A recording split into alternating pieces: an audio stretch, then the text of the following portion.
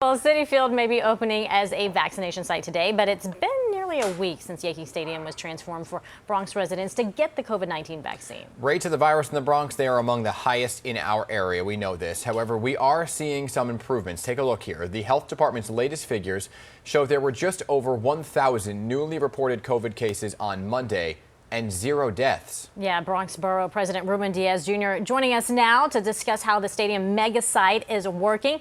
Good morning to you. Always great to see you. Good morning to both of you, and I'm so happy that this site is working. Yeah. I know. You had mentioned that, so let's get into it. The Yankee Stadium can distribute, some 15,000 vaccines to Bronx residents. Any idea how many have been administered so far? Because I know that you have said that some of the myths have been dispelled, and people who are black and brown and all the different boroughs and races are really wanting to try to get this vaccine.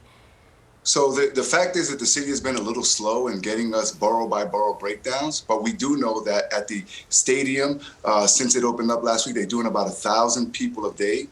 And we see that lines are growing and growing and growing. I think that while I haven't always been the biggest fan of the Yankees as an organization, not as a team, but as an organization, I do have to give them kudos for opening up the stadium. I commend the city, I commend the National Guard for helping to organize it, as well as the Somos Healthcare Network. And this is important. I've been calling for this because all along, when we started with the Mayor at Bathgate site, we said that it was critical that these sites Bronx sites be allowed to come in. So this is a Bronx resident only testing location. They're open from 8 to 8. They've already booked till the 27th of this month. But people can now go in person and make their appointments if they don't have the technological devices or if they have language barriers, and they will be accommodated there regardless of what language they speak. So I'm happy of how it's coming along, but we do need more vaccines. So you are, yeah, exactly. So you are saying the demand is now there because there was this mistrust and there was this, idea that black and brown people should not get the vaccine. You're saying that no longer exists? I'm not saying that it doesn't no longer exist. What I'm saying is that we've come a long way from where we were 2 and 3 months ago, where folks were so skeptic of the vaccine, but now more and more people actually are demoralized that it's become so difficult to actually get the vaccine.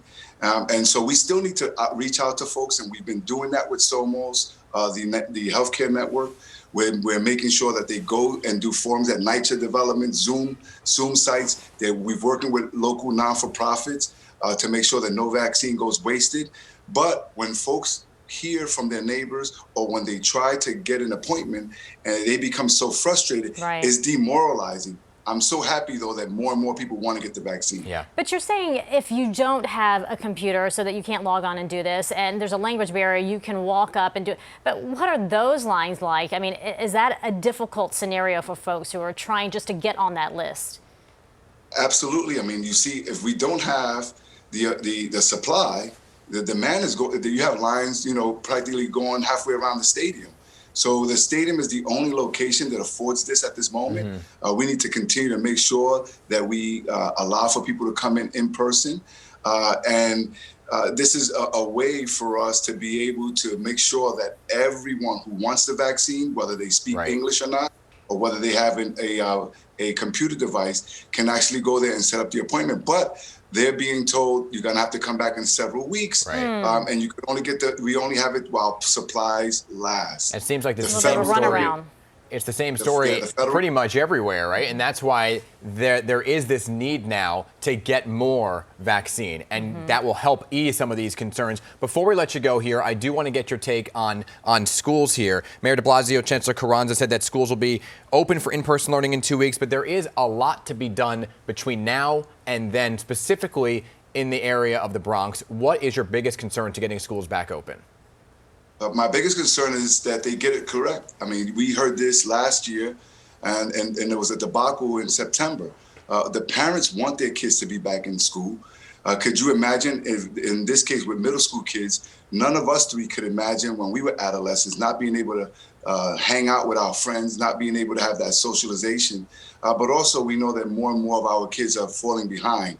And, that's nothing new in parts of the Bronx. Now with distance learning, that's become magnified. and we need to make sure that our kids get the best education possible while allowing for the parents to be able to get back to work, because, you know, they can't get to work if their kids don't have a place to be during the day. With that said, we need to make sure that the city gets it correct with PPEs. We get it correct with the testing. They said they can do about 120,000 tests a day throughout the school system. And we have to make sure that the teachers are comfortable in that teaching environment. So I'm happy of this announcement, but we got to make sure the city gets it correct. Understood. Bronx Borough President Ruben Diaz Jr., thank you for your voice this morning. Appreciate you always always being here. Thank you, guys. Thank you. Stay warm.